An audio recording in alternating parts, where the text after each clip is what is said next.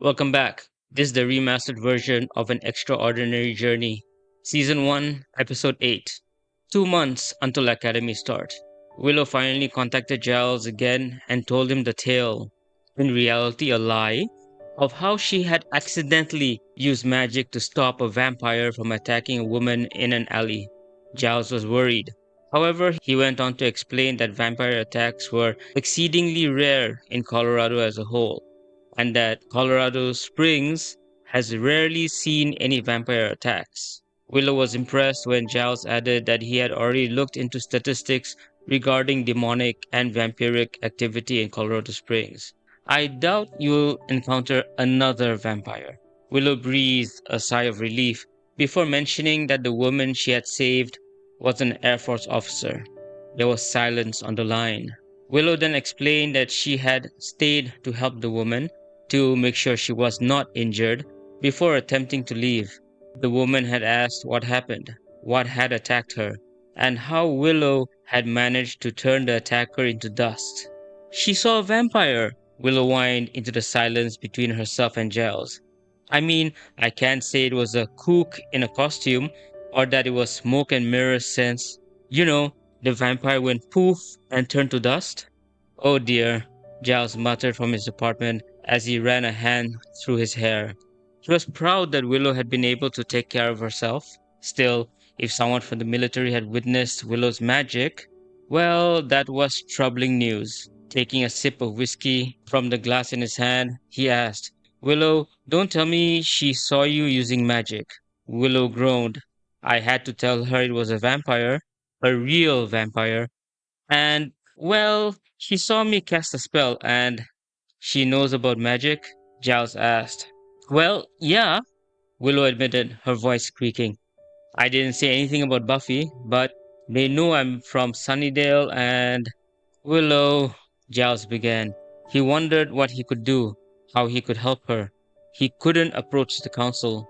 If they learned Willow was a witch, she would have to register with them and navigate countless bureaucratic hoops. Giles doubted Willow would want to be, in essence, controlled by an outside force when it came to using magic. In spite of her decision to leave magic behind, there would inevitably be times when she would have to rely on it. But vampires and demons were so rare in Colorado that he doubted she would encounter further trouble, especially now that the vampire had been dusted. Willow, do you want to come home? He asked. I can travel to Colorado Springs and Willow had expected this from Giles. He was always trying to protect her. It was nice. Interrupting him gently, she replied. The officer talked to her commanding officer about what happened. Oh no, Giles thought. Panic rose within him. Would they hurt Willow? Would they take her away in the middle of the night, like those people in the initiative? Buffy was involved with that now, and she had told him some disturbing things about what was being done to demons and vampires. Before Giles could respond, Willow spoke excitedly. They offered to sponsor my admission into the Air Force Academy. Giles's mouth snapped shut. That was unexpected. I thought it was a joke too. I mean, you know me. The Air Force is the last thing I would apply for. But the Air Force lady was really excited. She thanked me for saving her and said she'd never seen magic. Willow, Giles replied, that seems so. I have to admit, Giles, Willow continued, recalling the lines she had practiced with Carter and Daniel. This happened a week ago.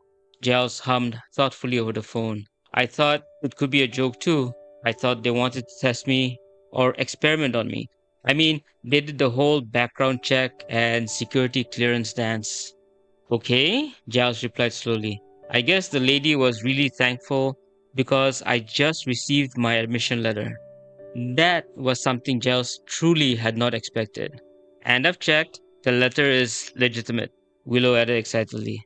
Giles shook his head before asking, what is it they want? There must be some angle, Willow. They want to check if there's a genetic cause, Willow explained before quickly adding, I know there isn't, and I've told them that, but they want a blood test done anyway.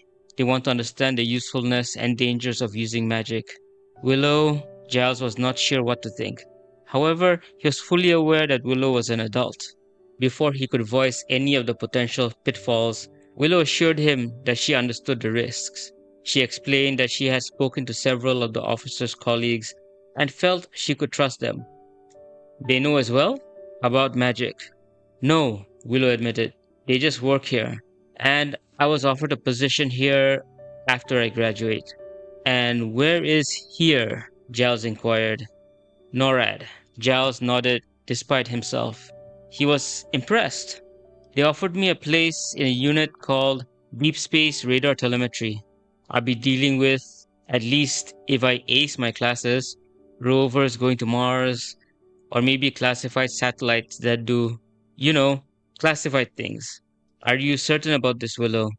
This is the most excited I've been about anything, Giles, Willow answered. I think this is good for me. Giles wondered whether he should tell her about the initiative. Would she come running back to Sunnydale if she learned about it? Did he have the right to spoil her excitement over a new future?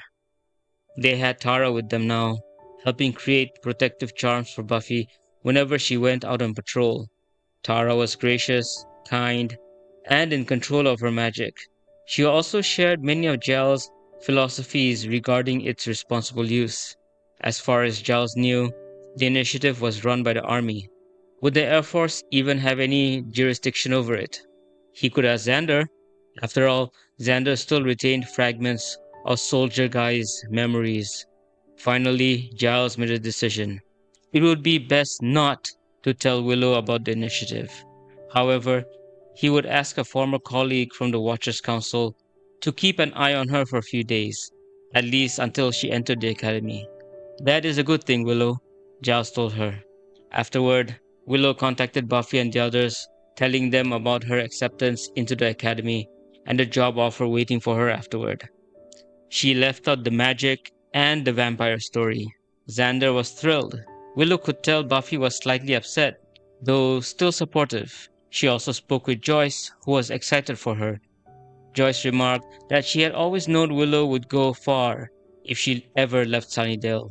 The academy surprised her, but she did not press for details. Willow's parents were equally surprised by her sudden decision to pursue the academy instead of Stanford or MIT. Willow explained that she was excited about the opportunity and would be changing her major from psychology to aerospace and mechanical engineering. Once again, Ira and Sheila Rosenberg were caught off guard. Ira asked whether she was absolutely certain. Willow assured him that she was. Her mother smiled and told her she was proud of her for finally becoming independent enough to make decisions for herself after carefully considering all the options. Willow loved her parents, but they could be distant at times and dramatic at times. After calling everyone she needed to call, she lay back on the bed in her quarters at the SGC. With her security clearance approved, she could now live off base with Janet and Cassie. And now, her training was finally going to begin in earnest. A few days to academy, a few days to academy start. Willow's body didn't hurt as much anymore, but it still hurt. She had been told to enjoy the pain while it lasted, because it would be much worse once she began basic cadet training. Her foundation was lacking. She had never been particularly good at physical education at Sunnydale High. She would get heavily winded after runs, push-ups, pull-ups, and just about everything else. But now she had to start building that foundation. Every muscle group and joint in her body ached. Sometimes she even questioned whether it was worth all this pain just to step through a ring. It usually took a few minutes before she answered herself. Yes it is. She asked herself the same question every hour or so, and the answer was always the same. Before starting the academy, Colonel O'Neill, Teal'c, and Carter had been building Willow's foundation, focusing on cardio, strength, endurance, and flexibility. Carter helped her with jogging. After only 2 days, her legs felt like lead, but she had to keep going. Carter would not let her slow down for long. Even Daniel joined them. They started early every morning, sprinting, jogging, and running. Willow's lungs burned. Her stomach twisted, and her breathing sounded as though she was dying. Still, they pushed her onward. Then came the push-ups, crunches, planks, squats, and pull-ups. even when her body was already screaming at her to stop, especially after the earlier running. She had to keep going because Carter was right beside her, barking commands into her ear. Oh, how she wished she could use magic to silence Carter for just a few seconds. Oh, how she wished she could use magic to erase the pain her body was experiencing. But Willow couldn't. Not because she lacked the ability, Willow simply didn't want to. She tried to think of these experiences as tests of her willpower. She wanted to step away from relying on magic, and magic was the ultimate cheat code in this situation. It would be so easy to cast a spell and remove the pain. So easy. And Willow would be lying to herself if she claimed she wasn't tempted. Up, up, up, Carter barked as Willow lay sprawled on the grass beside the running track. Willow wouldn't give in. She wouldn't cheat. She would struggle to get back up, her forehead covered in sweat and her gray shirt fully damp by 10 in the morning. But she would get up, and Carter would always pat her shoulder when she did. Sometimes Teal'c would join her. Sometimes O'Neill would join as well. Sometimes all five of them would be jogging together, encouraging Willow whenever she started to fall behind. When she wasn't pushing her body, she was either studying or relaxing. Fraser introduced her to yoga. Supposedly it was good for mobility, and it released stress too, apparently. She also had to pick an extracurricular activity. She wondered if she should take the easy way out and join the debate club. Then she would remind herself that she had always been the one to shy away from things. It was true that Buffy had pulled her somewhat out of her shell, but that shyness was always there, lingering in the back of her mind. Daniel encouraged her to choose something that challenged how she saw herself. He suggested intramural soccer. When she talked to Buffy and Xander, they suggested the debate club. Carter recommended martial arts. O'Neill suggested improv, which slightly surprised Willow. Teal'c suggested boxing, which did not surprise her at all. She still had time to choose, and she intended to take it. But whatever she picked, it would be something different. Whenever everything seemed to be getting easier, whenever her body seemed to be adjusting to the physical torture of building a foundation, she would find herself training with a weighted backpack. Then the pain returned a thousandfold. But Willow pushed on. She was told to cut out junk food. She pouted, but accepted it. Carter and the people around her pushed her constantly. Buffy and Xander encouraged her, and even Joyce joined in.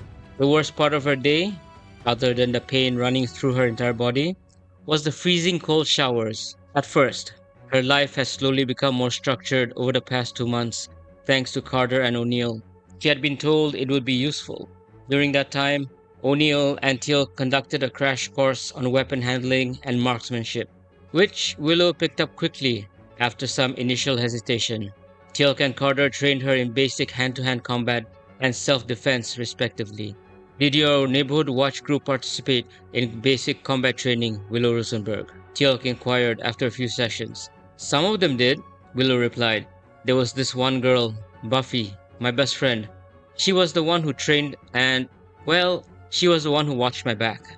It wasn't a lie, just a half-truth. Willow couldn't exactly explain that Buffy was a preternaturally strong girl who slayed vampires and demons in Sunnydale. I picked up some things here and there while watching her fight, Willow continued. But now, with me going to the academy, I guess I don't have any choice except to learn how to defend myself and fight for real. Indeed, Teal'c replied as he raised his arms into a fighting stance. Be prepared, Willow Rosenberg. I will attack now.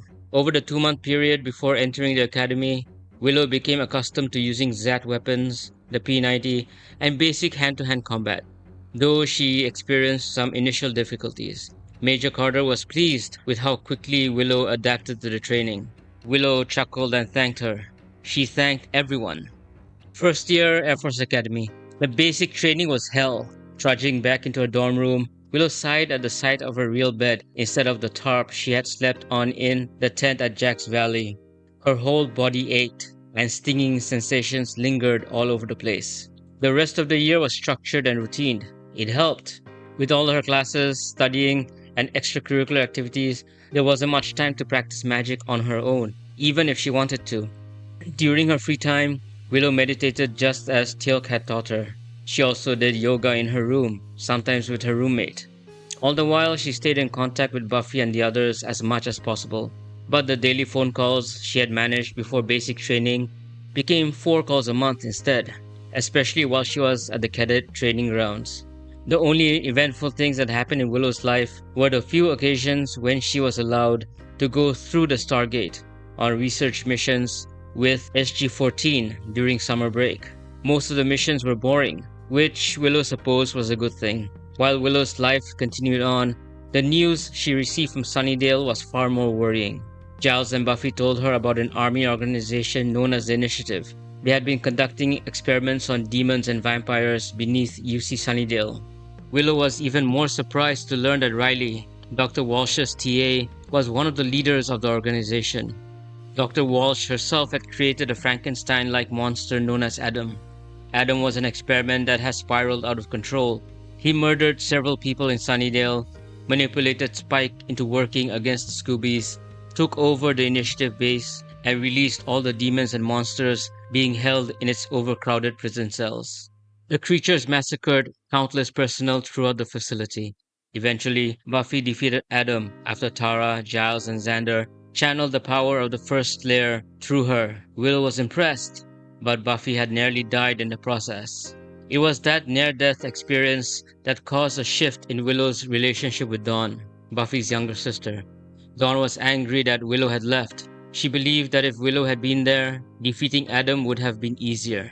Willow didn't really know what to say to that. Buffy and Xander assured her that they would talk to Dawn.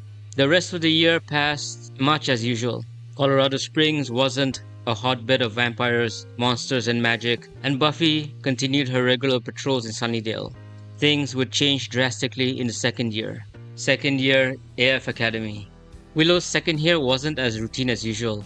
In fact, it was tragic. Near the beginning of the year, she received news that Joyce had died from a ruptured aneurysm. Willow couldn't believe it. Joyce had been the Scoobies' mom. It was so sudden.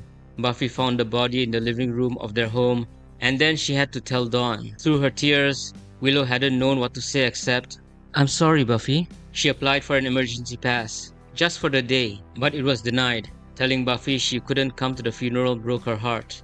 They spoke on the phone for hours the day before the funeral, talking about Joyce's life. Then another tragedy struck. What would have been a summer break was spent off-world as usual. This time, Willow was assigned to an archaeological team, SG-11, examining a Minoan temple near an abandoned village on P5U 939. It was a week-long mission. After she returned, Willow checked her schedule and noted an aerospace special lecture in a couple of days. As she put away her bag, she noticed the blinking light on her answering machine. The message from Xander shattered her. Buffy had died 2 days ago, while Willow had been living her dream, spending time off-world. In shock, she sat in her chair for what felt like an hour. Xander, his voice cracking in the message, had told her to call him back. In the background, Willow could hear Dawn screaming at her to answer the phone between sobs. Willow didn't know how long she sat there, staring at the phone. She felt her heart racing and her breathing turning ragged. Bringing her hands to her mouth, she finally understood what the message meant. Her best friend was dead. Buffy was dead. And Willow began to sob. When she finally managed to regain some control, Willow picked up the phone and dialed Buffy's home number. The phone rang. A part of her hoped no one would answer. What would she say?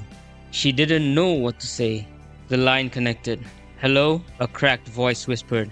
"Dawn." Willow managed before quiet tears escaped her. A sob came from the other end before Dawn. Her voice, trembling with anger, whispered, "I can't do this." A moment later, Xander came on the line. Hearing his voice, Willow broke down again, covering her eyes with her free hand. As if reading her mind, Xander murmured, "You couldn't have done anything, Willow." In the background, Willow heard Dawn shout angrily, "Yes, she could have." Willow heard Xander choke back a sob before continuing, "She's gone, Willow." The phone changed hands, and soon Giles's voice came through the receiver. "Willow?" Willow hummed softly. She couldn't speak, but she had to. What happened, Giles?" she asked, wiping away tears only for fresh ones to replace them. Giles explained everything, from the Order of Dagon to Dawn being something called the Key, and the hell god known as Glory who was after it. Willow listened, her heart breaking further with every word. Tara had helped a lot, but maybe another witch could have changed things. Maybe if she had been there, Willow thought, they could have found a way to defeat Glory before Dawn was captured and cut, before the portal to hell opened, before Buffy had to sacrifice her life to save Dawn. Giles told her Buffy's funeral would be held the next day. He explained that they had called, but Willow had been out of reach. Willow replied that she had been at the Teal'c Observatory in Hawaii, a cover story if anyone asked, for a work-study program. Giles understood. I know it's last minute, he told her gently, but you're welcome at the funeral. Buffy would have wanted you there to celebrate her life. No! Dawn's voice rang out in the background. Willow could hear Xander and Tara trying to calm her, insisting that Willow wasn't at fault. Dawn ignored them, making sure Willow heard every word. You should have been there. You could have done something. What she said next broke everything inside the redhead. I hate you. You could have saved her. Instead, you left and now Buffy's gone. I don't want you here or at the funeral. Willow, Giles whispered. Dawn was so angry. Willow had never heard her this angry before. She knew the youngest Summers was grieving, but she decided it would be better to stay away for now. Giles, Willow whispered as she wiped away her tears. I'll stay away. Dawn's just grieving, Willow, Giles replied quietly. I know, Willow whispered. I'll submit a request for leave. It may take a few days. Giles sighed softly. That's alright, Willow. Keep me in the loop? I will, Giles. After ending the call, Willow took a deep breath. She needed to talk to someone. Really talk to someone. Xander and the others were grieving. She was grieving too, but at least Xander and the others had each other. Willow let out a short sob before reaching for the phone again. She did have people close to her in Colorado Springs, and right now, she desperately needed someone. The phone rang twice before it was answered. Major? Willow? Carter replied. She immediately noticed the cracks in the redhead's voice. Standing from where she had been sitting, she waved away the person beside her after assuring him it was a friend. Then she headed down the hallway toward her bedroom. Willow, what's wrong? Carter asked. Are you alright? Willow closed her eyes and began to speak. My best friend just died, and I just needed to talk to someone. She didn't mention Buffy being the Slayer. That was a promise she and Xander had made to Giles the day after Buffy saved her from being sacrificed by Darla during the harvest. That secret would remain buried. To be continued.